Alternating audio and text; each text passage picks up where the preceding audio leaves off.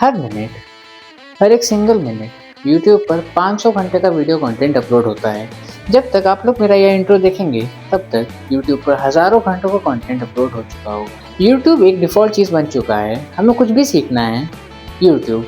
हमें गाने सुनने हैं, यूट्यूब। हम बोर हो रहे हैं, उसके लिए भी यूट्यूब।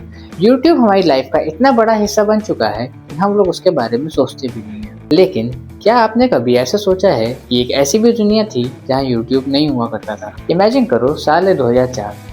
ये प्रॉब्लम सिर्फ आपकी और मेरी नहीं थी, ये प्रॉब्लम 3 दोस्तों की भी थी जो एक नई स्टार्टअप कंपनी पेपल में काम किया करते थे। और इन्हीं 3 दोस्तों ने हमारी दुनिया हमेशा के लिए बदल कर रख दी। हेलो गाइस, मेरा नाम है Aryan and welcome to my channel. ये जो हमारा कनेक्शन है कि मैं यहाँ अपने स्टूडियो में बैठा हूँ और आप शायद एक पब्लिक प्लेस में, ट्रेन में या घर पर ये वीडियो को देख रहे होंगे। कि पूरा कनेक्शन, एक क्रिएटर और ऑडियंस का रिश्ता, ये आज पॉसिबल हुआ सिर्फ उसी प्लेटफॉर्म की वजह से जिसे आज हम यूट्यूब के नाम से जानते हैं। मैं भी एक क्रिएटर हूँ और आप एक व्यूअर हैं। हम दोनों ही इस इकोसिस्टम का एक हिस्सा हैं। तो आज हम उसी पूरी कहानी को डिकोड करेंगे शुरू से, from a failed dating site to the biggest video platform on our planet. Let's decode it. चलिए शुरू करते हैं। तो मिलते हैं हमारे 3 मेन कैरेक्टर्स से, Chad Hurley, Steve Chen and Jawed Karim. यहाँ एक फेमस कहानी आती है। लोग कहते हैं कि यूट्यूब का आइडिया एक डिनर पार्टी से आया। स्टीव शेन के अपार्टमेंट में एक डिनर पार्टी थी जिसमें कई लोगों ने कई सारी वीडियोस और फोटोज क्लिक करी, लेकिन बाद में उन लोगों को उन वीडियोस को शेयर करने में काफ़ी प्रॉब्लम आई। तो इन तीनों दोस्तों ने मिलकर सोचा, लेट्स सॉल्व दिस। एक और कहानी है। जावेद कुरीम 2004 में जेनेट जैक्सन का सुपर बोल मैन्युफैक्चरिंग वाली क्लिप को इंटरनेट पर ढूंढ रहे थे, लेकिन उन्हें नहीं मिला। तो सच क्या है? वेल, ये दोनों कहानियां ही एक मिथ हैं। जावेद करीम ने खुद ही इंटरव्यू में कहा है कि डिनर पार्टी वाली स्टोरी मीडिया ने खुद ही बनाई हुई है ताकि उन्हें एक सिंपल स्टोरी मिल सके। असलियत ये है कि उन्होंने मार्केट में एक गैप देखा। उस टाइम पर वीडियो शेयर करना बहुत बड़ा मुश्किल का काम हुआ करता था। It was just a simple technical problem. वैसे उनका पहला आइडिया यूट्यूब नहीं था, उनका पहला आइडिया था ट्यून इन और हुकअप। ये एक वीडियो डेटिंग साइट थी। आइडिया ये था कि लोग अपनी वीडियोस को अपलोड करेंगे और अपने लिए सुइटेबल पार्टनर ढूंढेंगे।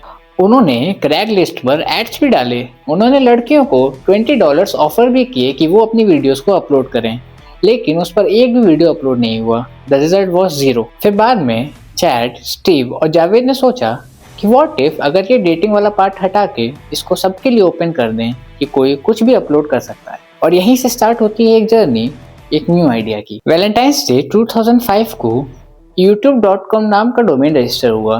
एक फेल्ड डेटिंग साइट से एक open for all video form का जन्म हुआ। प्लेटफॉर्म रेडी हो गया। ऑफिस एक गैराज के ऊपर एक छोटा सा रूम रेंट पर ले लिया। फंडिंग $3.5 मिलियन की फंडिंग सिकोनिया कैपिटल से मिल गई। टेक्नोलॉजी, फ्लैश वीडियो टेक्नोलॉजी का यूज किया। ये एक क्रूशियल डिसीजन था। फ्लैश उस टाइम पर 90% ऑफ द कंप्यूटर्स में प्री इंस्टॉल्ड आता था। साथ ही साथ यह डायरेक्टली ब्राउजर की मदद से ओपन हो जाता था। उसके लिए ना ही हम लोग को उसको डाउनलोड करने की ज़रूरत और ना ही कोई विंडो का मीडिया प्लेयर एरर शो करेगा। It just work. ना प्लेटफॉर्म पूरी तरीके से रेडी था, बट पोस्ट क्या करें, उस पर अपलोड क्या करना है। 23 अप्रैल 2005 जावेद कुरीम ने सैन डिएगो जू से एक वीडियो अपलोड किया। ये है वो the first ever YouTube video, जो कि 18 सेकेंड्स का एक वीडियो था, me at the zoo. Quality बेकार थी, ऑडियो सुनाई नहीं दे रही थी, बस एक लड़का था जो हाथियों के बीच में खड़ा हुआ था। ये ब्रॉडकास्ट योर सेल्फ टैगलाइन का एक परफेक्ट एग्जाम्पल था। और फिर चीज़ें एक्सप्लोड होना शुरू हुई। पब्लिक बेटा वर्जन मई 2005 में लॉन्च किया गया, जिसको देखकर लोग पागल हो गए। लोग उस पर हर चीज़ अपलोड करने लगे, अपनी बिल्ली की वीडियोस, अपने डॉग्स की वीडियोस, अपने बर्थडे पार्टीज, अपने कॉलेज, इवन स्केटबोर्ड फॉल्स। और फिर आया पहला वायरल हिट। ये एक नाइक का ऐड था जिसमें फेमस फुटबॉलर रोनाल्डिनो लगातार एक क्रॉस बार को हिट कर रहे थे। इस एड क्लिप ने 1 मिलियन व्यूज क्रॉस कर दिए। लोगों में डिबेट होना शुरू हो गई, क्या ये रियल है या फेक, ये एंगेजमेंट थी या ये कम्युनिटी थी। असली एक्सप्लोजन तो तब हुआ जब सैटरडे नाइट लाइव ने एक स्किट एयर किया जिसका नाम था द लेजी संडे। वो एक कॉमेडी रैप वीडियो था जो कि रात में तो टीवी पर आया और अगले ही दिन सुबह वह यूट्यूब पर अवेलेबल था। लेजी संडे ने यूट्यूब को मैप पे डाल दिया। वो मिलियंस ऑफ व्यूज में गया। लोग ऑफिस में बात कर रहे थे कि तूने देखा। ये एक कॉपीराइटेड कंटेंट था। एनबीसी जो एसएनएल की पेरेंट कंपनी थी, वो यूट्यूब से गुस्सा हो गई। उन्होंने यूट्यूब को टेक डाउन नोटिस भेज दिया और यूट्यूब ने वीडियो को हटा दिया। लेकिन उसी वक्त एक बहुत ही इंटरेस्टिंग चीज हुई और फिर एनबीसी ने देखा कि लेजी संडे की वजह से एसएनएल की रेटिंग बढ़ गई है। लोग उसके बारे में बात कर रहे थे और उसी वक्त एनबीसी ने यूट्यूब के साथ एक डील साइन करी। उन्होंने यूट्यूब को बोला कि आप हमारी क्लिप्स दिखाओ और उसके बदले हमारा एक चैनल बना दीजिए। और वहीं शुरुआत होती है यूट्यूब की जर्नी की। और ये वो मोमेंट था जब ट्रेडिशनल मीडिया ने यूट्यूब को दुश्मन ना बनाकर दोस्त बनाया। 2006 तक यूट्यूब अमेरिका का 5th पॉपुलर वेबसाइट बन चुका था। हर दिन 100 millions of views and 65,000 new videos upload हो रहे थे। प्लेटफॉर्म रॉकेट की तरह ऊपर जा रहा था, लेकिन अभी भी दो बहुत बड़ी प्रॉब्लम्स थी। पहली प्रॉब्लम पैसा, वीडियो होस्टिंग बहुत ही महंगा हुआ करता था। दूसरी प्रॉब्लम कॉपीराइटेड कंटेंट। प्लेटफॉर्म पर 90% of the content was copyrighted. TV shows, movies, songs all were copyrighted content. Lazy Sunday तो एक सक्सेस स्टोरी थी, लेकिन बाकी कंपनीज जैसे वायाकॉम, यूनिवर्सल यूट्यूब पर केस करने की सोच रहे थे। यूट्यूब एक ऐसा रॉकेट था जिसका इंजन कभी भी फट सकता था। और फिर एंट्री हुई गूगल की। गूगल ने यूट्यूब की ग्रोथ देखी थी। साथ ही साथ गूगल ने अपना भी एक वीडियो प्लेटफॉर्म लॉन्च करा था, गूगल वीडियो नाम का, जो कि पूरा फेल हो चुका था। वो क्यों फेल हुआ था? क्योंकि गूगल ने सिर्फ टेक्नोलॉजी पे फोकस करा था और यूट्यूब ने एक कम्युनिटी को बिल्ड करा था। गूगल समझ गया कि उसको कम्युनिटी खरीदनी पड़ेगी। और फिर आता है अक्टूबर 2006। लॉन्च के सिर्फ 18 महीने बाद गूगल ने यूट्यूब को एक्वायर कर लिया। गेस करिए कितने में एक्वायर किया होगा? गूगल ने यूट्यूब को एक्वायर करने के लिए $1.65 बिलियन खर्च किए। उस समय पर $1.65 बिलियन एक बहुत ही बड़ी रकम हुआ करती थी और लोगों ने गूगल की इस डील को ओवरप्राइस्ड और बेवकूफ़ी करार दे दिया। चैड हर्ले और स्टीव शेन बिलियनर बन गए और जावेद कुरीम जो लॉन्च के बाद पीएचडी करने चले गए थे, उन्हें भी $64 मिलियन मिले। गूगल ने एक बहुत बड़ा गैम्बल खेला था। गूगल को अभी भी दो प्रॉब्लम सॉल्व करनी थी। पहला, इसको लीगल बनाना और दूसरा कॉपीराइटेड कंटेंट को हटाना। और फिर 2007 में वायाकॉम ने गूगल पर $1.6 बिलियन का लॉसूट फाइल कर दिया। उन्होंने बताया कि यूट्यूब पर वायाकॉम की 1,60,000 क्लिप्स अपलोडेड है। यूट्यूब के फ्यूचर पर सवाल उठ गया। अगर उस समय पर वायाकॉम केस जीत जाता तो आज के टाइम पर यूट्यूब बंद हो चुका होता। गूगल के पास बहुत पैसा था, साथ ही साथ उनके पास ऐसी टेक्नोलॉजी थी कि जो उस समय पर दुनिया में किसी के पास नहीं थी। गूगल ने सबसे पहले कॉपीराइट वाली प्रॉब्लम को सॉल्व किया और इस चीज़ का नाम है कंटेंट आईडी। कंटेंट आईडी एक डिजिटल फिंगरप्रिंटिंग सिस्टम है। इसको बहुत आसानी से समझाता हूँ। सोचो, टी सीरीज कोई गाना रिलीज करता है, उस गाने की डिजिटल फिंगरप्रिंटिंग वो यूट्यूब को दे देता है। अब आप या मैं अपने वीडियो में उस गाने को यूज़ करते हैं। यूट्यूब का कंटेंट आईडी सिस्टम उस फिंगरप्रिंट को मैच कर लेता है। अब टी सीरीज के पास 3 ऑप्शन है। पहला, ब्लॉक, वो आपके वीडियो को दुनिया भर में ब्लॉक कर सकता है। दूसरा, ट्रैक, वो देखता रहेगा कि आपके वीडियो को कितने लोग देख रहे हैं। तीसरा, मोनेटाइज। मोनेटाइज का मतलब है कि उस वीडियो पर जितने भी एड्स आएंगे, उन एड्स का रेवेन्यू पूरा का पूरा टी सीरीज अपने पास रखेगा। कंटेंट आईडी एक बहुत ही जीनियस मूव था। उसने वायाकॉम जैसे दुश्मनों को पार्टनर बना दिया। अब मीडिया कंपनीज अपने कंटेंट को हटाने के लिए नहीं कह रही थी। अब मीडिया कंपनीज उस कंटेंट की मदद से पैसे कमा रही थी। वायाकॉम का लॉ सूट बाद में सेटल हो गया and the problem of copyright was solved. दूसरी प्रॉब्लम, पैसा कमाना। YouTube 2007 में ही लॉन्च करता है YouTube पार्टनर प्रोग्राम। इसका मतलब बहुत ही सिंपल था। अगर आप ओरिजिनल कंटेंट बना रहे हैं और वो कंटेंट पॉपुलर हो रहा है तो आप YouTube के पार्टनर बन सकते हैं। पार्टनर बनने का मतलब YouTube आपके वीडियोस पर ऐड दिखाएगा और उस ऐड रेवेन्यू का एक हिस्सा अपने पास रखेगा और एक हिस्सा आपको देगा।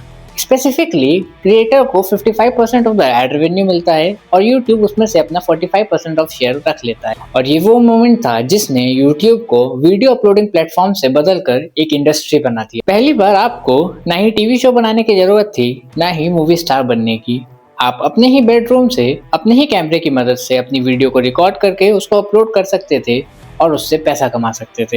और वहीं से क्रिएटर कम्युनिटी का जन्म होता है। पार्टनर प्रोग्राम के लॉन्च होते ही एक नई ब्रीड ने जन्म लिया, द यूट्यूबर्स। लोग अब सिर्फ फनी क्लिप्स नहीं अपलोड कर रहे थे, वो डेली शोज बना रहे थे, डेली व्लॉग्स अपलोड कर रहे थे, गेमिंग वीडियोस बना रहे थे, अपनी मिमिक्री वीडियोस बना रहे थे। लोगों ने रियलाइज किया कि जो टीवी पर आज तक देखते आए हैं, जरूरी नहीं कि वो देखें। लोग अपने ही जैसे लोगों को देख सकते थे, सर्च कर सकते थे। और फिर इसी दौरान 2007 में एक ऐसी चीज आती है जिसने सबको बदल कर रख दिया। 2007 से पहले आप YouTube सिर्फ कंप्यूटर पे ही देख सकते थे, लेकिन ऐप स्टोर के आने के बाद YouTube आपके पॉकेट में था। आप अपने लंच ब्रेक, ट्रेन से ट्रैवल करते टाइम या इवन वॉशरूम में तक आप YouTube की वीडियोस देख सकते थे। मोबाइल ने YouTube को आसमान पर पहुंचा दिया। 2012 तक YouTube के पास 1 बिलियन यूनिक यूजर्स थे और उसी वक्त एक वीडियो वायरल होता है, गम गम स्टाइल, जिसने YouTube के व्यू रिकॉर्ड को तोड़ कर रख दिया। YouTube को जहां तक कि अपना कोड भी अपडेट करना पड़ा। YouTube अब एक सिर्फ वेबसाइट नहीं था, YouTube एक कल्चरल फोर्स बन चुका था। YouTube दुनिया का सबसे बड़ा स्टेज बन चुका था, जिस पर लोग अपने मर्जी का कुछ भी देख सकते थे। लेकिन जब आप बड़े हो जाते हैं तो आपकी प्रॉब्लम्स भी बड़ी हो जाती हैं।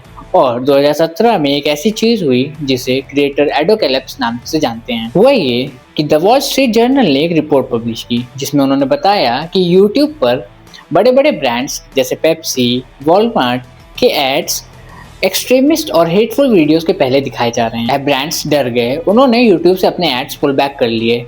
उन्होंने कहा कि हमारा पैसा हेटफुल कंटेंट सपोर्ट नहीं करेगा। YouTube का रेवेन्यू क्रैश हो गया। YouTube ने बहुत स्ट्रिक्ट रूल्स लॉन्च करे, उन्होंने एडवर्टाइजर फ्रेंडली गाइडलाइंस को इम्पोज करा। इसका मतलब कि अगर आपका वीडियो इन टॉपिक्स के ऊपर है तो आपके वीडियो पर एड्स नहीं चलेंगे, या चलेंगे भी तो लिमिटेड एड्स चलेंगे। इसको सिंपल वर्ड्स में डीमोनेटाइजेशन कहते हैं।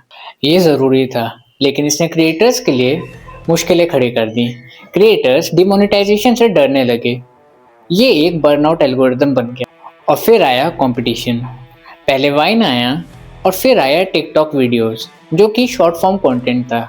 लोग अब 30-30 मिनट की वीडियोस ना देखकर 15 सेकंड का कंटेंट कंज्यूम करने को फेवरेबल समझ रहे थे। यूट्यूब को अडेप्ट करना पड़ा और उसके जवाब में उन्होंने निकाला यूट्यूब शॉर्ट्स। यूट्यूब फिर से बदल रहा है। उसी प्लेटफॉर्म पर जिस पर 3 घंटे की डॉक्यूमेंट्री अवेलेबल है, उसी प्लेटफॉर्म पर 10 सेकंड की वर्टिकल वीडियोस भी अवेलेबल हैं। इसके अलावा YouTube premium, ads free content, YouTube music जिस पे हम सॉन्ग सुन सकते हैं, साथ ही साथ YouTube TV एक अलग ही प्लेटफॉर्म बन चुका है। तो 3 दोस्तों के डेटिंग साइट के आइडिया का सफर आज एक कंपनी तक का सफर तय कर चुका है, जो साल का $30 बिलियन से भी ज्यादा का रेवेन्यू कमाती है। YouTube की कहानी सिर्फ टेक्नोलॉजी और बिजनेस की कहानी नहीं, ये हमारी कहानी है। YouTube ने गेट कीपर को हटा दिया। पहले के समय में अगर आपको टीवी पर आना होता था तो लंबी लंबी लाइनों में ऑडिशन देना पड़ता था, उसके बाद भी आप रिजेक्ट हो जाते थे। लेकिन आज के समय में आपका स्टूडियो आपका कमरा है और आपका फोन आपका चैनल है। YouTube ने फेम का मतलब बदल कर रख दिया, साथ ही साथ इसने लर्निंग का भी मतलब बदल दिया। अब आप YouTube से कोडिंग सीख सकते हैं, एडिटिंग सीख सकते हैं, अपने कॉम्पिटिटिव एग्जाम्स की भी प्रिपरेशन कर सकते हैं। ये परफेक्ट नहीं है, इस पर मिस इन्फॉर्मेशन है, हेट है, कंट्रोवर्सीज भी हैं, लेकिन YouTube एक प्लेटफॉर्म से ज़्यादा एक आईना है जो हमारी सोसाइटी को दिखाता है कि हमें क्या पसंद है, हमें किस चीज़ को देखकर गुस्सा आता है और हमें किस चीज़ से नफरत है। एक 18 सेकंड के वीडियो से 500 घंटे हर मिनट तक का सफ़र, ये सफ़र कमाल का रहा है। आपको सबसे पहला YouTube का कौन सा वीडियो पसंद है जिसने आपको वाव फील करवाया था? मुझे कमेंट करके नीचे बताइएगा। अगर आपको वीडियो पसंद आया है तो आपको पता है कि क्या करना है।